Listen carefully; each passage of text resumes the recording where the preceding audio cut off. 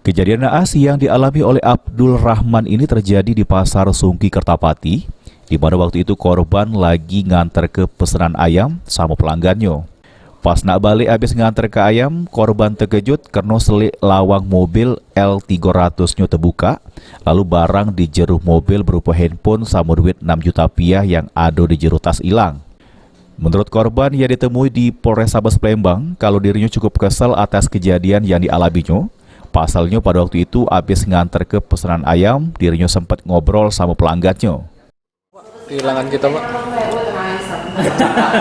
Duit 6 juta Sama HP, dompet, isi KTP, SIM, sama ATM.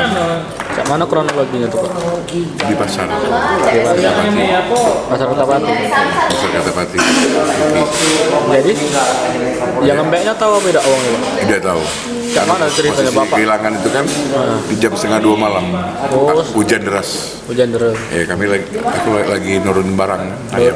Turun ke ayam. Ya. Terus pas nengok dalam mobil lagi katik lagi, Pak. Udah ganti lagi kira setengah jam pulang dari itu. Atas kejadian ini, petugas SPKT Polrestabes Palembang sudah menerima pengaduan. Selanjutnya, pengaduan tersebut diteruskan ke pihak Reskrim Polrestabes Palembang buat diselidiki. Irawan, PAL TV.